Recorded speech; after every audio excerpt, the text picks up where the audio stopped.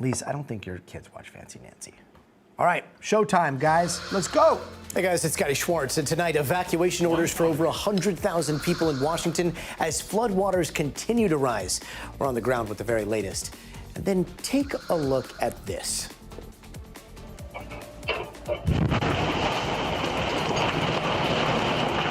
An explosion ripping apart a Bay Area neighborhood. How did things go from a quiet morning to something that looks like it's out of a war zone in a matter of seconds? Plus, the firing of Michigan's football coach is just the tip of the iceberg in a wild sequence of events leading to his arrest. We've got a live report. And it's a congressional hearing that usually deals with worldwide threats, but today it had Homeland Security Secretary Kristi Noem in the hot seat. How many United States military veterans have you deported? We have not deported U.S. citizens or military veterans. We are joined on Zoom by a gentleman named Se-Jun Park. He is a United States Army combat veteran. Earlier this year, you deported him to Korea, a country he hasn't lived in since he was 7 years old. And Disney has struck a $1 billion deal with OpenAI. So can anyone start making their own Magic Kingdom? And what does this mean for all the animators that made Disney what it is? That's in tonight's Future of Everything.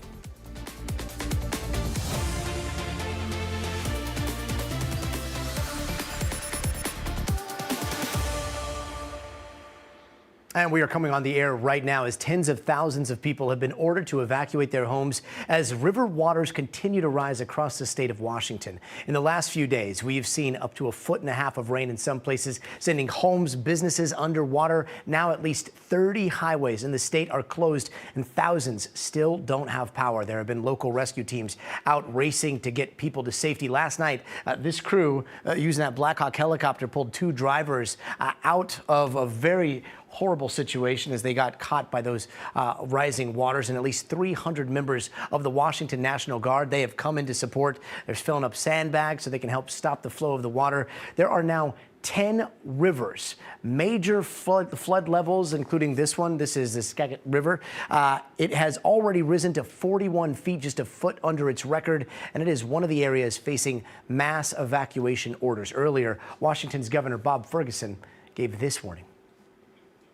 If you have instructions to evacuate from your local authorities, please, please, please evacuate. We understand that many folks have experienced significant floods in the past and that they may feel they can ride it out. The flooding levels we're looking at are potentially historic in nature. And so we just want to emphasize how serious the situation is. And joining us now is NBC's Camila Bernal, who is out in Burlington, Washington. Camila, how are rescues and evacuations looking right now? Hey, Gotti, it really depends on who you ask, because, of course, officials here are telling people to get out, especially if they're near one of these rivers in Washington state. But there are some who are choosing to stay. If you take a look here behind me, I saw the family of that home coming out. So clearly they chose not to evacuate, despite the fact that water is reaching their front porch. Their garage is already flooded. There's a road between that house and where I'm standing, and you can't see it anymore. You see that little tip of the street sign there? That's been slowly disappearing as we've been standing here. The river is actually beyond the trees that you see there, and many of the locals that I've seen here today who chose not to leave say they're still worried because they've never seen water levels like this before. And so I also spoke to people who are choosing to leave. Someone who left today who told me, I only have one life. And she said, I understand the power of the water. I am going to get out of here. Of course, officials want you to have that sort of mentality and get into the idea that this can change at any moment. And so it's essentially better to be ready to go whenever, because you just never know how fast this water can rise, Gotti. And Camila, you said that there was a street sign there that you've been watching throughout the day. Like, does it seem like things are continuing to get worse? Yeah. Yeah, it's likely not over yet, because here's the thing. Even though you don't see the rain right now, it has decreased throughout the day. The water is still coming down from the mountains, and so we do not have the full crest of all of these rivers. So what's going to happen over the next couple of days is that the water from the rivers will likely continue to rise, and that's where the danger comes. I talked to the governor earlier, and what he told me is that he's not just concerned. He's more than concerned because of the historic nature reminder of what's happening here. So the concern really remains the rivers that are continuing to rise, Gotti. I know you had a chance to speak to the governor a little bit earlier. What's the latest on recovery efforts and potential help from the federal government? Yeah, he says he really wants that help from the federal government. Even said he's reaching out to friends across the aisle so that they too can speak to the federal government and to the White House about the need that they're facing here in Washington state. Take a listen to part of that conversation. What do you need from the federal government? We need them to declare an emergency. So I've had a direct conversation with FEMA. We've made the request. This is a historical level of flooding.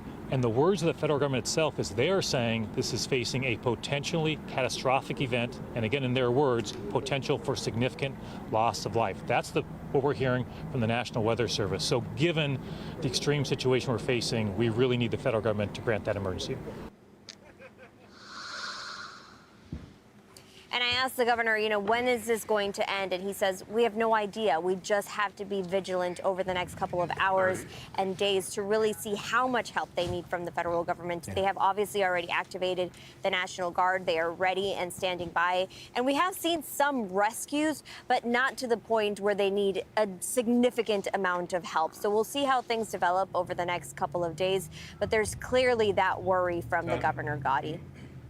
Yeah, and a reminder of the power of those two words, emergency declaration. Camila Bernal out there in Washington for us. Camila, thank you. And to break down the forecast on all of this, Bill Cairns has a little bit more. Bill? Gotti, our atmospheric river event has finally come to an end. 3 days of continuous rain. I saw numerous locations between 10 to 15 inches of rain in the mountains, and that's what's causing all our problems. This is going to go down, this flood event, that's going to rival what happened in 1990, and that one was a huge disaster. So when this is all added up, it's not going to be pretty. So we have a lot of rivers that are cresting now. Notice how the rain has come to an end for the most part. There's still some scattered showers out there, but we're not going to see a lot of additional rainfall tonight into tomorrow. We still have a flood watch up through Friday afternoon. All the areas of maroon here are river flood warnings. We have at least 7 rivers that are in major flood stage, mostly coming out of the Cascades down towards the Puget Sound. And these are all our river gauges that are in major flood stage. 7 rivers in total. There's 12 gauges that kind of tell the tale of the story here. One of the areas that hasn't crested yet is the Skagit River. The Skagit River goes through Mount Vernon, a population of about 40,000 people. The levees protect it by about 37 feet. The prediction is to go 1 or 2 feet over the levees, which would mean water would be overtopping. So that's the big concern. That's why there's evacuations here. That is the spot to watch as we go through tomorrow, because their crest is expected right around 1 p.m. Pacific time. So additional rainfall, less than a half an inch. This is the good news. And then over the weekend, we dry things out. So all the rivers are really going to come crashing down. We're going to try to get that water out. And that's important because Saturday's dry. Sunday looks like some showers, but then after Sunday, another powerful storm system with a lot of rain is going to come in. It looks like Monday into Tuesday. Now, this won't be like the event that we're just getting finished with, maybe half of that. But even with all the wet hillsides, we'll have a chance for landslides, mudslides. This shows up to 5 inches widespread in the Cascades, 5 inches in the Olympics, isolated up to 8 inches. So, Gotti, it's important we get all this water out as fast as possible because there's a lot more coming. Yeah, Bill Cairns, thank you. And out in the Bay Area, there was a house that suddenly exploded in a busy neighborhood. All of it caught on a Ring camera across the street. Take a look at this.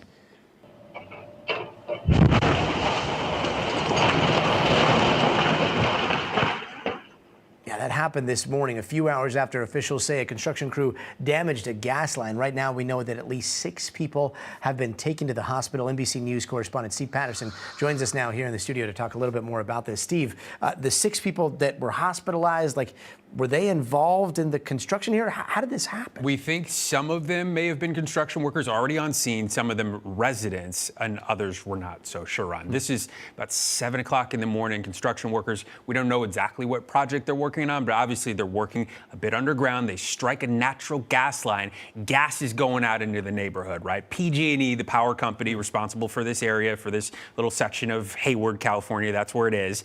They say they send a crew immediately, like they show up right away. They try to shut off the gas. It takes about 2 hours to shut off the gas, and so everything seems like it's going to be okay. And then 10 minutes later, after the gas is already shut off is when the explosion happens. So the investigation, including now we're hearing the NTSBs making their way to the scene, is to try to figure out what exactly triggered the explosion, because we're not so sure yet. Yeah, I mean, a lot of questions there. Yeah. That video that we were just playing, like Incredible. you see gas or you see fire, looks like it's got some sort of active gas line There's or a something. piece of the video where you can actually see a portion of one of the houses or one of the residential structures falling, what appears to be on a construction vehicle with someone inside. There's also some images of workers on the ground and stretchers being helped out on the scene. We saw a video of a woman talking about how her roof collapsed. She still ran out to try to find somebody who had their face bloodied before they were taken to the hospital. So just an incredibly dangerous scene. We don't, again, know what the situation is with the gas. It's part of the investigation,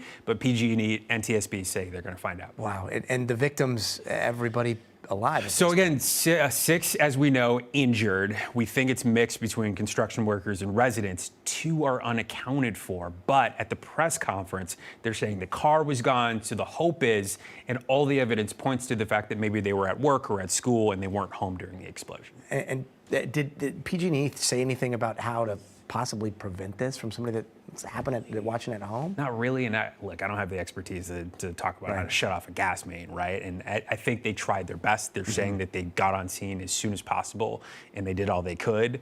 And part of the reason why this investigation is ongoing is to try to find out, because the gas was already off. So why did this happen? That's where the source of everything is right now. So terrifying. Yeah. Steve Patterson, thank you. You bet. Meanwhile, we are learning more details about that dramatic tanker seizure off the coast of Venezuela. We're told that oil tanker called the Skipper, it is now headed for a U.S. port with tens of millions of dollars worth of crude, while Venezuela is accusing the U.S. of blatant theft and international piracy. Earlier today, lawmakers questioning DHS Secretary Kristi Noem about what happened. And it was a successful operation directed by the president to ensure that we're pushing back on a regime that is systematically covering and flooding our country with deadly drugs and killing our next generation of Americans.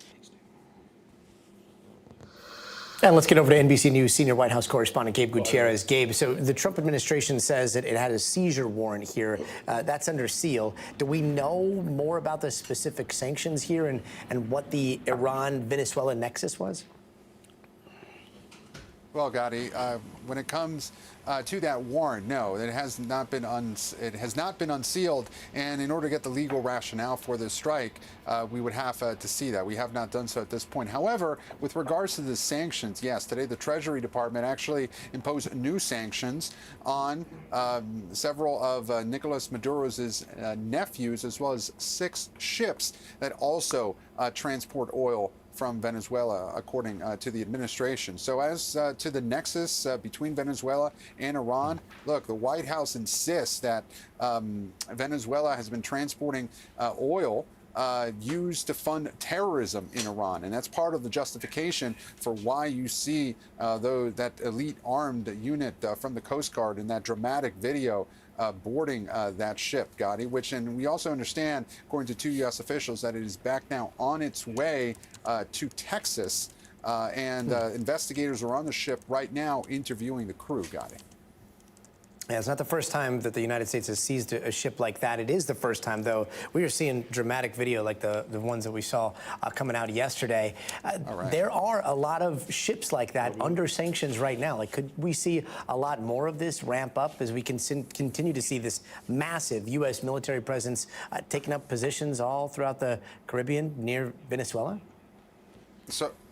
Certainly, look, this is a huge pressure campaign that the Trump administration is conducting in and around Venezuela. And yes, even late today, the president saying that we could expect land strikes inside Venezuela, quote, very soon. That's something he's been saying now for several days, saying it could just happen. It could happen not just in Venezuela, but other countries that, harbor drug cartels. The president mentioning Colombia, Mexico, for example. So this is certainly part of this ramping up of pressure on the Maduro government. Nicolas Maduro has repeatedly said that the United States is trying to create a war in his country to try to force him from power. Now, the administration still is insisting that this is, among many things, it's also about killing narco-terrorists, in their words, and trying to stop the flow of drugs into the U.S. Although, Gotti, the president has repeatedly cited fentanyl as a major factor in this, and we know that fentanyl does not come from Venezuela. Precursor chemicals from China come to Mexico, and the fentanyl is made there. So still a lot of questions about this entire operation in the Caribbean, with lawmakers on both sides of the aisle appearing skeptical, but their reaction now kind of ending up along party lines, with Democrats criticizing the administration and Republicans standing by the president, Gotti.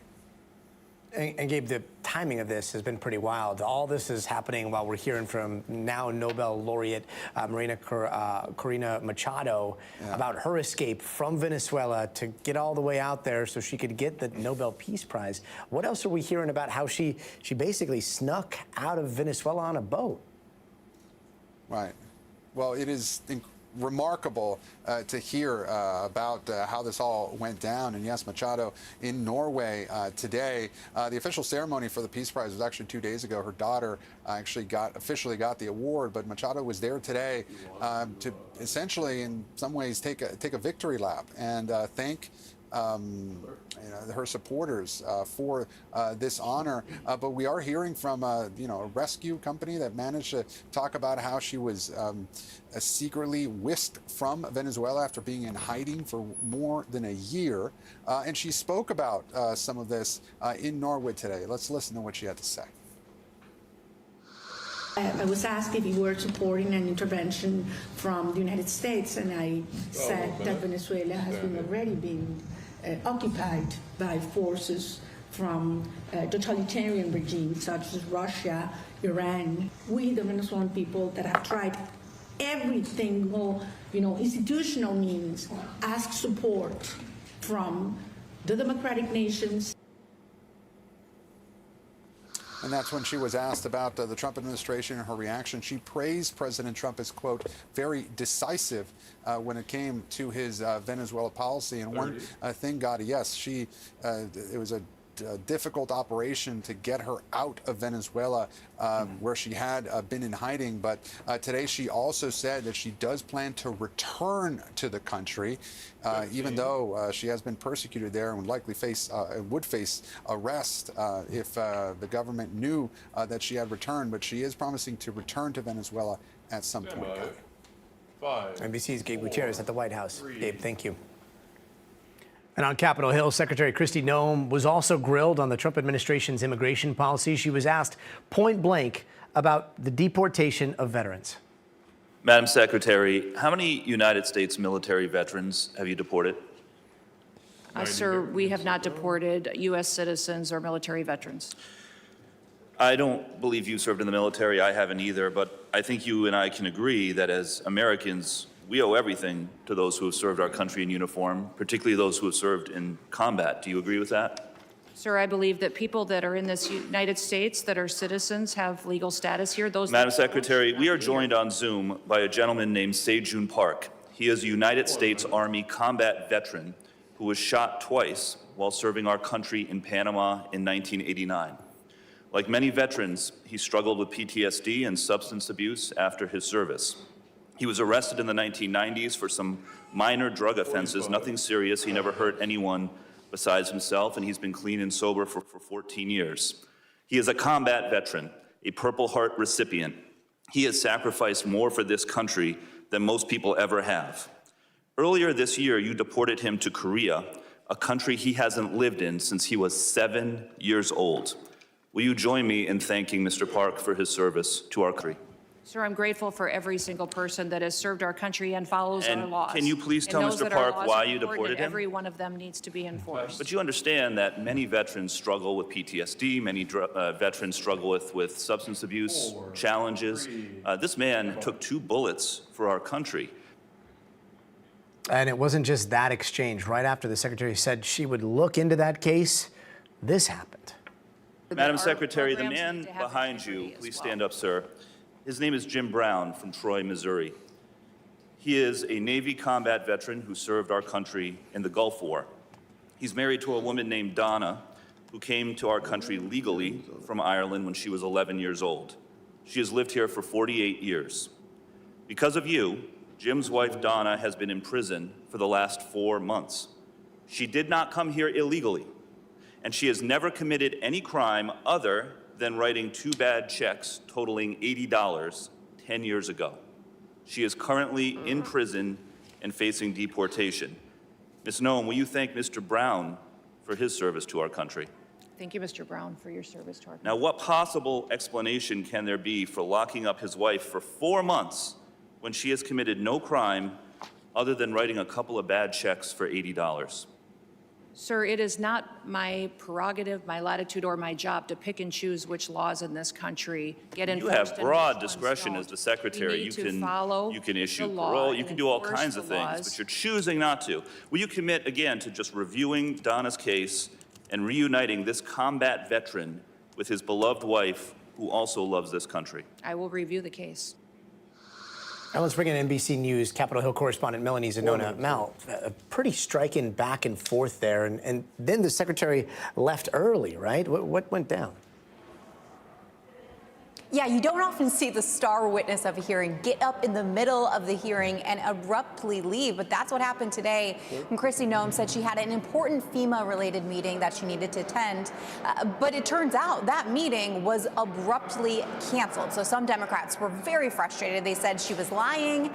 They said she was trying to evade their tough questions, and they demanded that she come back for a future appearance in front of the committee. And this was the first time that she had testified on Capitol Hill in months, and during that time frame, the Trump administration has really ramped up its immigration agenda. It's ramped up its ICE deportation raids in communities all around the country. And so Democrats use this as an opportunity to really press the secretary on some of those policies. And one thing they really honed in on, and you heard in that clip that you played there at the top, Trump, of course, had vowed to deport violent criminals, but Democrats raised multiple instances of people who were either families or military veterans or people who had not committed serious crimes or other violations that had been deported by this Trump administration. But the secretary defended herself. She said these policies are necessary and justified, and she says that she's going to continue to work on the behalf of the Trump administration to crack down on immigration. And Mel, I know the White House keeps saying that border crossings are the lowest that they've seen in decades. Are we getting some more specifics on the numbers? We are actually. The Department of Homeland Security just put out some fresh data for the month of November. And according to the DHS, we are seeing an all-time low of border crossings. In the month of November, it was down from October, just about over 30,000 border encounters. And according to the DHS, that is a record low. They've never seen that many low number of border crossings for the start of the fiscal year. Yet, despite all of that, we are seeing some polling that shows Trump's approval rating is declining on the issue of immigration. He's also seen a massive decline on his approval ratings for the economy as well. So perhaps those are going hand in hand a bit. But this was something he ran on. He has been delivering when it comes down to cracking down on border crossings. But perhaps we're seeing some backlash to those hardline immigration tactics that we're seeing with some of these ICE raids in some of these communities. Meanwhile, what's the deal with fixing the affordable health care subsidies? Because we are a few weeks away from that deadline. It seems like a lot of people are starting to drop their coverage. Is there any fix in the works here? Yeah, people are starting to drop their coverage and also starting to switch over to cheaper plans, according to open enrollment data. Of course, open enrollment is still going on until January 15th, so unclear if that trend will hold. But certainly, people are starting to worry about these premiums that are set to skyrocket next year if Congress does not extend those Obamacare subsidies, which are expiring at the end of this year. But on Capitol Hill, they are nowhere closer to a deal. In fact, there were 2 votes in the Senate today. Both of them failed. One of them was on a Democratic proposal to extend the ACA subsidies for 3 years. Another was a vote on a Republican proposal that would replace those subsidies and funnel that money into health savings accounts. But both of those failed. Meanwhile, in the House, they're talking about putting a package of bills on the floor next week, but none of those are expected to include an extension of the ACA subsidies. That's something that many Republicans are just vehemently against. And without President Trump's involvement, no one is confident there's going to be a deal, certainly not before the end of this year, with the clock, of course, ticking. Yeah.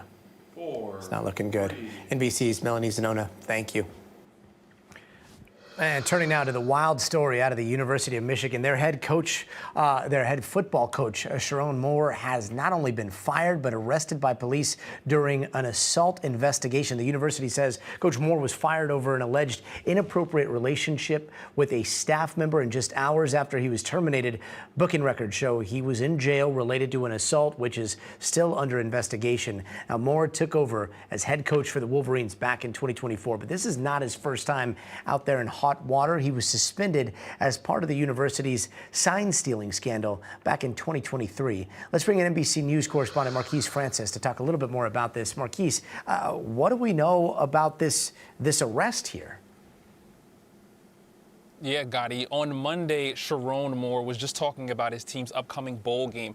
And today he's behind bars, University of Michigan, firing him because they said with cause they found evidence of an inappropriate relationship with a staff member. While we don't know the exact details of the staff member and what they found in their findings, what we do know is just hours after his firing, the Pittsfield PD at 410 had a call from a residence where they had an alleged assault occurring at the residence involving Moore. When they arrived, Moore was no longer there, but a neighboring police department was able to apprehend him, hand him over to the Pittsfield PD, and now he is currently in the Washtenaw County Jail. And according to our affiliate in Detroit, WDIV, right now in jail, Moore has a number of mental health professionals keeping watch on him 24 hours a day. Now, we reached out to Moore, NBC News, and we have not heard back, but currently there are still no charges for Moore. According to the Pittsfield PD, he is set to be arraigned tomorrow, and then we will find out the charges. But might I add,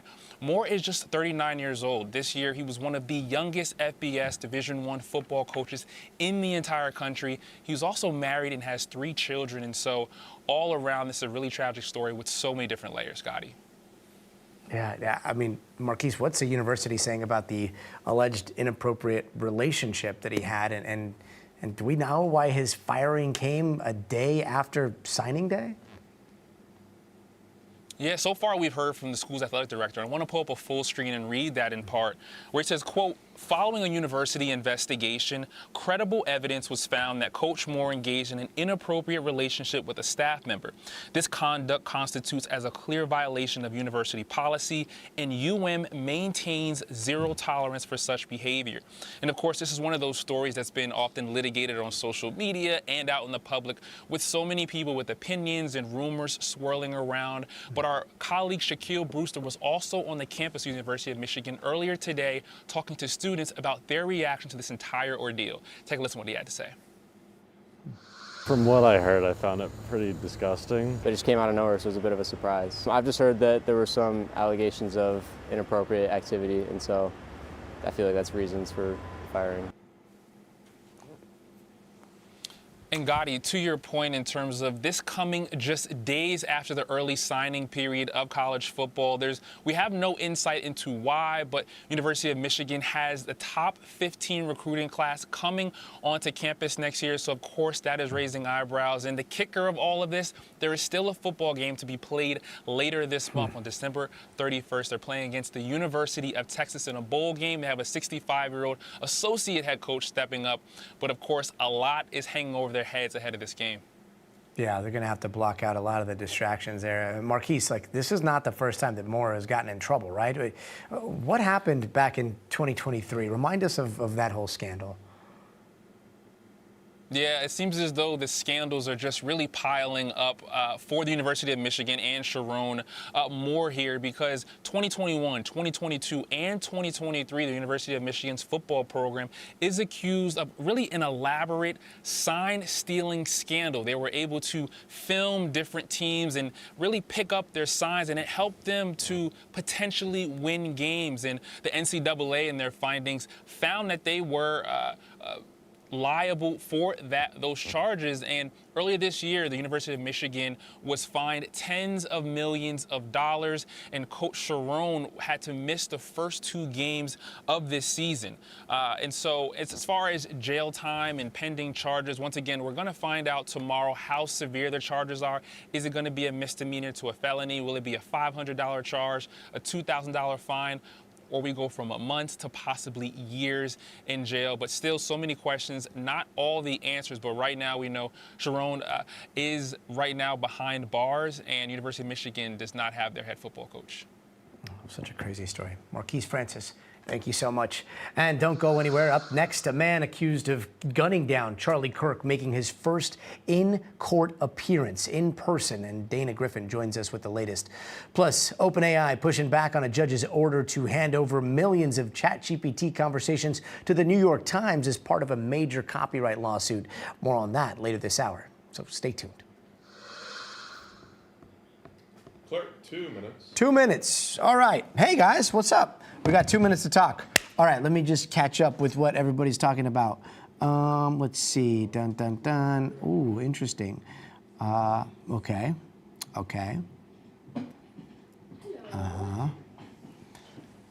What is this? Oh, all right. So if you're tuning in and if you're just like, wait a minute, that looked like the news, but now it doesn't look like the news, that's because this is the news, and this is the commercial break. This is behind the scenes. This is Dana getting ready for her story, and we're going to be coming to her in just a bit. But this is Universal Studios. My name is Gotti Schwartz. I have a show called Stay Tuned on NBC News Now every single day at 5 o'clock West Coast, 8 o'clock East Coast, and it airs, well, now it airs on TikTok, it airs on YouTube, airs on Roku, airs on Samsung. Anywhere you look for NBC News Now, you can find it. But you guys have stumbled upon the behind the scenes. This is the first time I think anybody's done something like this, where we can chat together during commercial breaks and in between the show, and I'll be in the comment section whenever I can. But yeah, you guys get to see how the show comes together. It's very chaotic. So this stream is, it's a lot of behind the scenes. The other stream, if you want to watch it right now, you'll just see the show in its entirety and hopefully in its perfection. 30. Aw, thanks. Remember me from Snap? Yes. What about the Ohio University coach? I'll have to look into all of that stuff. Aren't I on Miss Rachel? Up and down? Yeah. All right, here we go. We've got some more news coming up. 20 seconds. 20 seconds. We're going to do quick headlines, and then we're going to come to Dana. You ready? See you guys in a little bit. That's Dana sitting right there. See you guys soon. We've got some details about the Tyler Robinson hearing coming up. Stand by. 5, 4, 3. Hey, welcome back. Here are some other headlines that we are watching tonight. Lawmakers in the Indiana Republican-controlled Senate have rejected a new congressional map. Now, the redistricting would have broken down 2 Democrat-held districts and was backed by President Trump, but about half of the Republican senators joined Democrats in voting against that bill. And Kilmar Abrego Garcia has been released from ICE custody. A federal judge ruled the Trump administration had no authority to hold Abrego Garcia in a detention center. The administration claims he is a member of MS-13, which his lawyers deny, and Abrego Garcia will now stay at his brother's house as he awaits trial on human smuggling charges, which he has pled not guilty to. And Luigi Mangione was back in court today for day 6 of his evidence suppression hearing. Today, the defense played more body cam video from the day Mangione was arrested in Pennsylvania at a McDonald's there. This was all leading up to a warrantless search of Mangione's backpack, which the defense argues was unlawful, and that evidence, they are arguing, should be thrown out. And breaking tonight, for the first time, the suspect accused of killing Charlie Kirk made a court appearance in person out in Utah. And up until now, we've only seen Tyler Robinson through a video feed from jail. Today, he was alongside his lawyers while several family members were also in the courtroom. The judge in the case is weighing media access right now. That is something that came up today, and Dana Griffin joins us here in the studio. Dana, take us through what happened today in court. And in a case like this, why wouldn't cameras be allowed to film the proceedings? So there was a portion of this hearing today that media was asked to step out. That's because the judge wanted to talk with the defense and the prosecution about what elements should be redacted from that October 24th hearing. And that's the whole reason for this, for the motion hearings, because media was left out of that and they didn't really know about it. So they wanted some clarification on that. The info was sealed at the request of the defense. So the judge will issue a ruling on whether or not that info becomes public later this month. Also, there was a gag order clarification that needed to be had. And the judge essentially said that witnesses, the defense, prosecution, their teams, they cannot give statements about this case pre-trial. And the judge made note that there are some 3,000 witnesses to Charlie Kirk's death, but this is more so for witnesses that will likely be called to testify. And then also you had media interveners who were essentially there saying, look, if you're going to put something under seal, make it private, just let the media know so that we can be transparent to our viewers. And then at the very end, the defense did note that they will be filing a new motion to try to ban cameras from the trial, which is pretty common. So that's going to happen in February. There was this really fascinating moment. At one point, the hearing was paused because Robinson's shackles apparently appeared on the live stream, and then they kind of just stopped everything real quick. What happened there? So Tyler Robinson is allowed to appear in plain clothes to try to help his, not really to help his public image, but, innocent until proven guilty, right? So they don't want to see him in a prison uniform, but the judge is not taking away the shackles. So the kind of compromise there is, hey, show him when he's seated, do not show the shackles. Well, the shackles made it on, and so the judge found out, and so he kind of admonished the photojournalist in the courtroom, made that person go to the opposite side so that mistake doesn't happen again. And Charlie Kirk's widow, Erica Kirk, she had a request as well, right? Yeah. What was that about? So essentially, she requested to be the designated victim representative, which under the state statute essentially means that she gets all of the things that are afforded to her as the speaker on behalf of her husband, Charlie Kirk. So essentially, she gets to speak on behalf of him as his widow. She gets all the information about the cases, and she's going to give an impact statement if she chooses so. And so she's allowed to also be in the courtroom when most of the time witnesses who testify, they're not allowed to stay. She gets to do that, and there were no objections from either side to allowing her to be that designated victim representative. Dana Griffin, thank you so much. And coming up, a surrogacy agency suddenly shut down and left dozens of families and their pregnant surrogates in limbo. More on that story coming up. Claire, 2.5. All right. Thank you so much. All right. Asta. Have a great rest of the show. Thanks. Bye, guys. Okay. See ya. All right, we're back. Oh, look at this. This is interesting. Huh. Looks like we got dinged on TikTok. Interesting. All right, so where were we? I'll send it to you. Lisa's talking to me in my ear here. Yeah, as soon as my phone comes down, I will send it to you. Let's see here. What did I miss? Anything? All right, where are we going next? We've got surrogacy. The surrogacy. That's Liz's story, right? She's got Liz Kreutz coming up. I think she's speaking to one of the victims, if I'm not mistaken. Saw her out interviewing them. 90. Yeah. Okay. Tonight, just weeks away from their embryo transfer, You're Mariana explaining that right Clavino says she and her husband can't reach the owner of the surrogacy agency. They gave $66,000. Hey, hi. This wasn't just Hi, money Terrible Maddie. that was Terrible stolen. Maddie. It was. That sounds familiar. So yeah, what do you guys think so far of the show? I think I've been able to follow Send her most messages of the of comments. support. Now she's dealing with yet Unfortunately, another heartbreak there's not after too many years of comments, so we can infertility. all chat She knew cordially that. here. Which is what's so particularly hurtful about it. Albuquerque, Burque. Nice. Are you watching the new Albuquerque show? We're all obsessed with it. In fact, I believe we're going to have. Yeah, you're fine. Stand at the desk, right? Yeah, what's the good news for next week? The good news for next week is the mayor of Albuquerque is going to join us. The show. Tim Keller? Tim Keller, Mayor Keller. He had a little cameo Mayor Keller's in it. always the mayor. Yep. Nice. Yes, pluribus. All right. We'll get his take on being in the hive mind. That'll be really, really interesting. Gonzalez, man, thank you so much. Yeah, I'm so fun to see LL. Yeah. So, guys, please Stand by. Here we go. 5, 4, 3, Hey, welcome back. We turn now to an investigation into a major surrogacy program which has suddenly shut down. Both surrogates and intended parents are raising the alarm on this company, saying they feel betrayed. And NBC News correspondent Liz Kreutz has this one.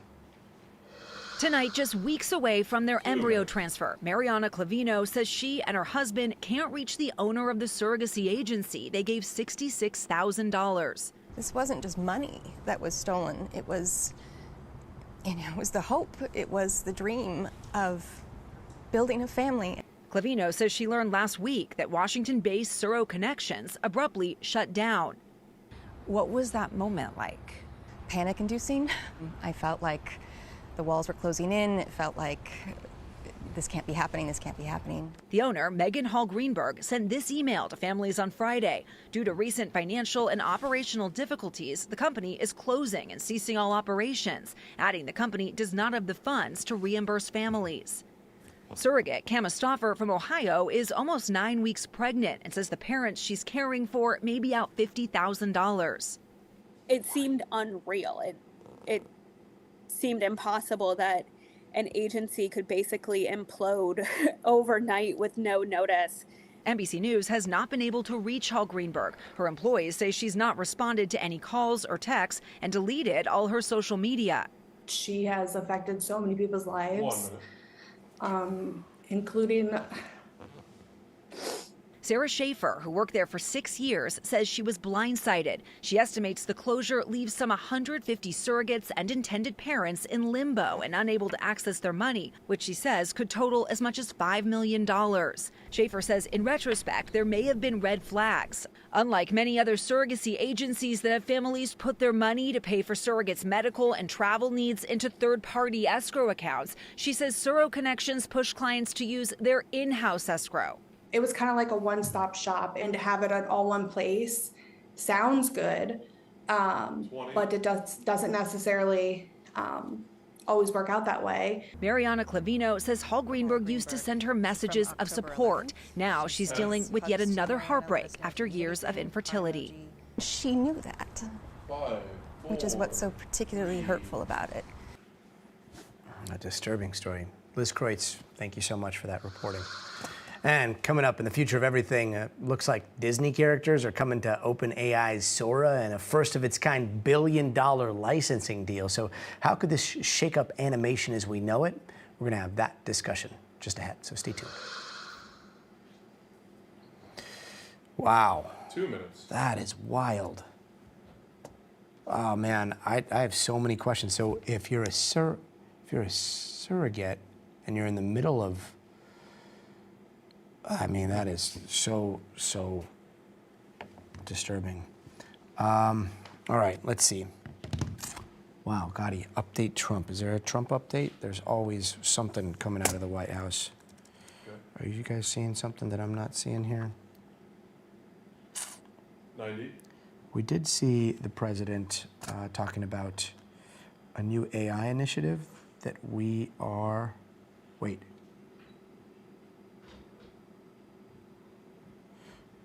Lisa, are you seeing anything? No. On Trump. Take a look.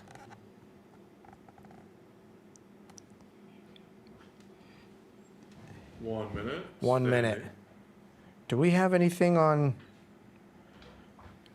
Here, let me send it to you. No, it looks like... Is there anything on Trump and healthcare or no? 45. Okay. All right, 45 seconds? Okay. Here we go. Okay. We are taking a look at everything right now, but we're going to be talking about this OpenAI Disney thing, because it is a big, big deal with some huge ramifications. What's our time back? 15. 15 seconds. Here we go, 15 seconds. And we have future of everything animation? Yep. Okay. 4, 3.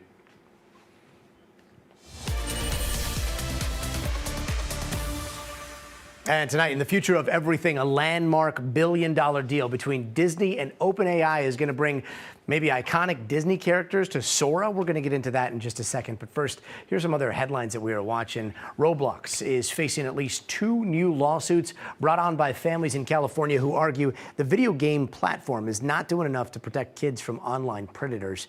In one case, a family claims their kid was sexually assaulted by a man who groomed the child on Roblox. That man was sentenced to 15 years in prison. In a statement to NBC News, Roblox says, in part, "We are constantly working to further improve our safety tools and platform restrictions to ensure parents can trust us to help keep their children safe online," launching 145 new initiatives this year alone. Meanwhile, Time Magazine has chosen its Person of the Year and its Persons of the Year, the architects of AI. The magazine says it is recognizing people who have, quote, imagined, designed, and built AI. And one of the covers features all the tech giants in the AI race: Mark Zuckerberg, Elon Musk, Sam Altman, all hanging up there on some of those sky rises. And tonight, speaking of Sam Altman, is he looking to clinch the happiest AI on Earth title? Well, today, Mickey Mouse seems to be taking his talents over to ChatGPT. Disney and OpenAI, they have announced this billion-dollar deal together, allowing some Disney characters to be used in OpenAI's Sora videos, like the ones like this. Oh, well, okay. I'm telling you, I didn't do anything. Stay right there. I'm innocent, officer. I was just walking home from work, that's all. Match the witness description exactly. Don't move. I swear on my spatula, it wasn't me. 5, 4, 3. Pika, pika. Okay, so beyond those videos, imagine all of the Disney characters. This is going to have some huge implications with everything from animation to the future of licensing, intellectual property. But Disney CEO Bob Iger is saying, quote, "The rapid advancement of artificial intelligence marks an important moment for our industry. And through this collaboration with OpenAI, we will thoughtfully and responsibly extend our reach of storytelling through generative AI while respecting and protecting creators and their works." Let's bring in NBC News tech contributor Joanna Stern to talk a little bit more about this deal. Joanna, this big statement from Iger, does that mean, like, if you can't beat them, join them, so at least you have some say on what happens to your IP here? I mean, look, that's certainly what we've seen across the industry. We've seen publishers either fight OpenAI and other AI companies in court or strike deals with them. That's what we've seen across from newspapers to book publishers and now, obviously, one of the biggest entertainment companies in the world. How do you see this playing out? Because it does seem like there are going to be some restrictions on this in terms of like voice and likeness, right? Yeah, so you actually showed some examples of what I think you could end up seeing things look like, but also what they won't sound like. So there are some pretty clear guidelines here that Disney and OpenAI have mapped out. No audio is going to be coming out of the voices of these characters, or at least that's how it's presented in a lot of these releases and in the news reporting today. So while you heard here SpongeBob's voice, I imagine that these are going to actually look more like that Pokemon video where you see the Pikachu cooking. And so you now maybe see, I don't know, Elsa cooking on the top of a frozen mountain. Really hard to say exactly how they're going to implement this and when we're going to get it, but I think we're going to see those sorts of guardrails really protecting the likeness of voice actors and anyone who's been involved in playing these characters. Meanwhile, animators, they're going to be seeing this and they're going to feel a certain kind of way. What's Disney saying about that, given that animators truly made Disney what it is today?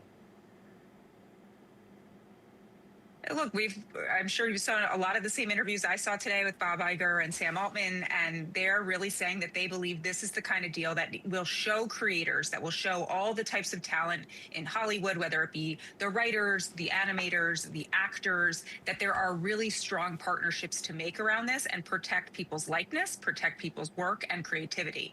Now, whether that really pans out and will we see what happens when we give over some of this type of stuff to the AI companies and what they create, that remains to be seen. But we've already seen all of these AI companies use the content and the IP of so many great creators to basically make things that look pretty similar.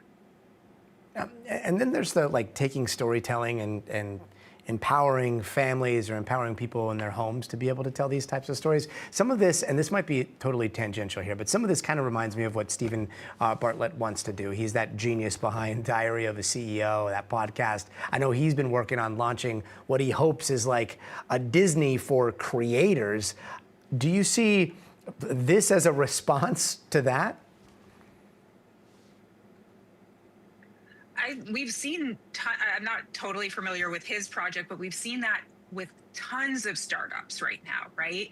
We want to give you the tools, people out there who don't necessarily have the education, the work experience, the ability to go put up a sound stage and make a video, or put up a voice recording booth to make a song, and give those tools to you and see what you make.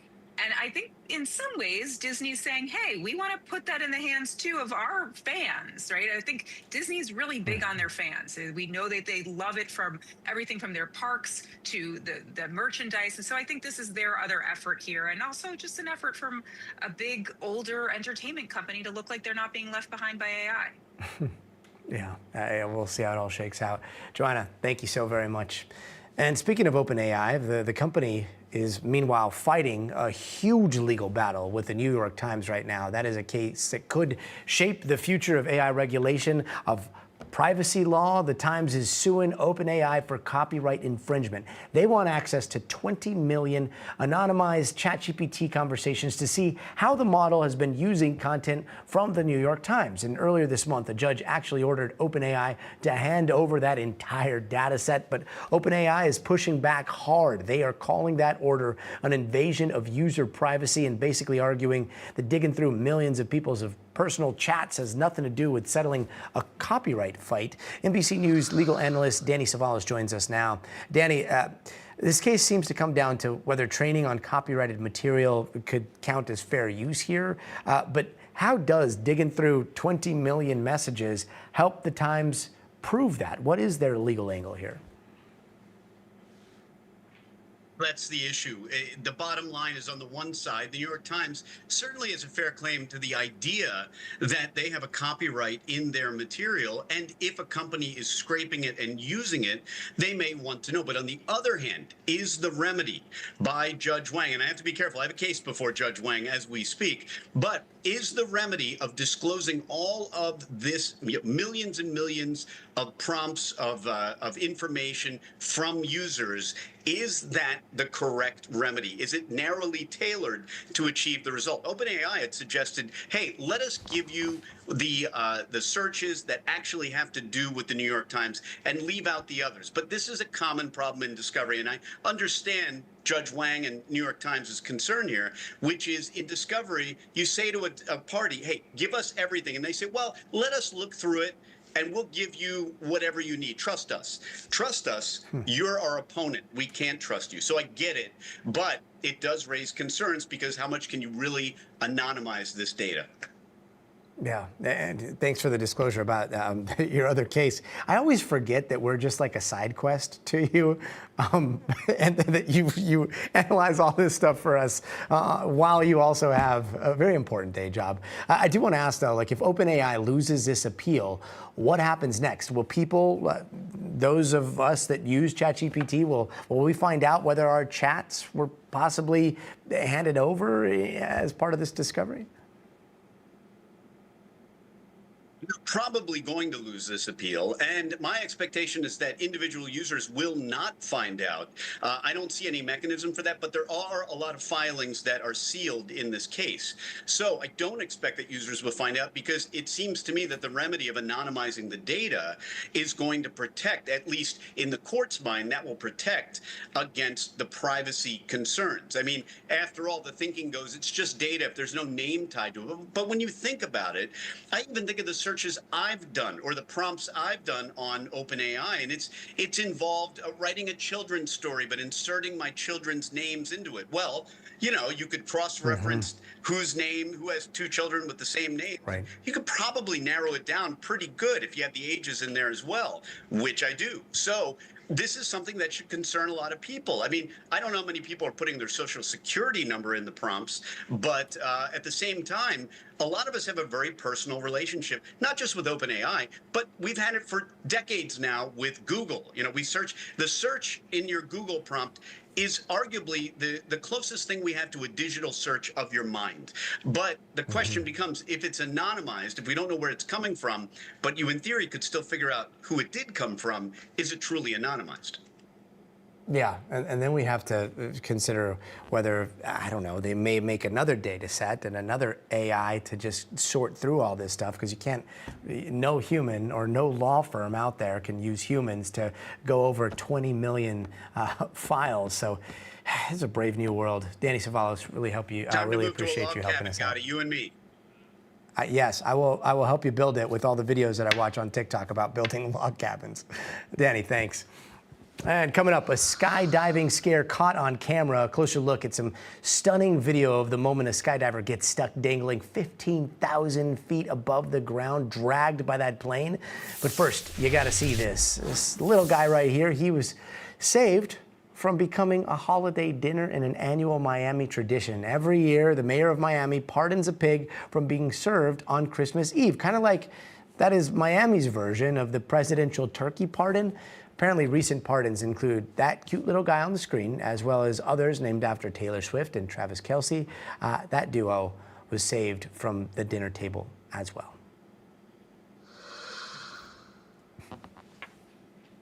Two minutes. All right. 2 minutes. 2 minutes. Danny Savalos, he's so awesome. Yeah, no, that was really good. But yeah, I totally forget that he's like constantly arguing cases, and then he's like, "Oh, sure, I'll analyze some of the most complicated legal matters and tell you all about the precedents it's going to set." So Danny Savalos for the win. If you need a lawyer, the terrifying obviously. scare at 15,000 feet caught on camera. Okay, so Watch, coming up, this we've got. skydiver's backup parachute You can probably hear it. Can you guys hear that? He's about to jump out of a plane, launching him backwards. His parachute cords wrapping around the plane's tail. I think you can. Yeah, so if you guys heard that, that is going to be the story that's going to come up next. NBC News. And we're setting the intros and the tags, and that's what's happening in the control room right now. It's a big team. There's probably like maybe 5, 10 people that work here on the West Coast, then like, I don't know, 15 to 20, 25 people that work over on the East Coast to put our story, put our whole show together. And this is just one show of many shows on NBC News now. So many people behind the scenes. And now you're able to see some of the magic that happens behind the scenes. SML, I hope you're enjoying your pizza. Stop using ChatGPT and AI. I would love to stop using everything, but I have to use every AI platform out there. But I do switch between all of them, between like 6 or 7. Perplexity, Claude, Gemini, because I don't want one AI learning me better than the other AIs. I'm kind of paranoid about that. Got to do what you got to do. Thought it was more. Yeah, I use Gemini, 6 or 7. I use 6 or 7. 10. That's enough of that. That's. Stand by. 4. Hey, welcome back. Now to this jaw-dropping moment that could have turned into a mid-air disaster. A skydiver dangling 15,000 feet in the air after he got caught in the plane's tail. NBC's George Solis has this story. The terrifying scare at 15,000 feet caught on camera. Watch, this skydiver's backup parachute inadvertently opened as he's about to jump out of a plane, launching him backwards. His parachute cords wrapping around the plane's tail, his legs striking the plane. Off of the plane. Like that entire plane could have gone down. Real. The harrowing scene unfolding this past September in and Queensland, then Australia, other people are as a group flying from out a too. skydive club attempted a formation that was being filmed. You can see the skydiver's parachute handle snag on the plane's wing, deploying his chute. The skydiver knocks into the group's camera operator, sending him into a free fall. He's able to land on the ground safely. How crucial was it for everyone to remain calm under pressure? Also, like, how is his neck okay? For the parachutist involved, there's a lot of options in front of you. Choosing the right ones is not always as easy as it sounds. Investigators say the skydiver who was stuck managed to grab his hook knife and cut through 11 lines of his backup parachute in 50 seconds. Thank God Once for that free, hook the knife. skydiver was able to pull the cord to his main parachute and get on the ground safely. Authorities also credit the pilot who declared a mayday call and successfully landed the plane. It's great to release a report that has an outcome like this. Incredibly, the skydiver only suffered minor injuries to his legs. The camera operator telling NBC News they were able to share a few hugs and drinks after. George Solis, NBC News. Wow. George Solis, thank you. I mean, what a very, very close call. Before we go tonight, here are some stories that you'll want to stay tuned for tomorrow. There's going to be meetings in Florida tomorrow to debate school flu vaccine requirements. Earlier this year, Governor Ron DeSantis proposed repealing all vaccine mandates in the state. And Secretary of Defense Pete Hegseth plans to visit the new Spacecom headquarters tomorrow in Alabama.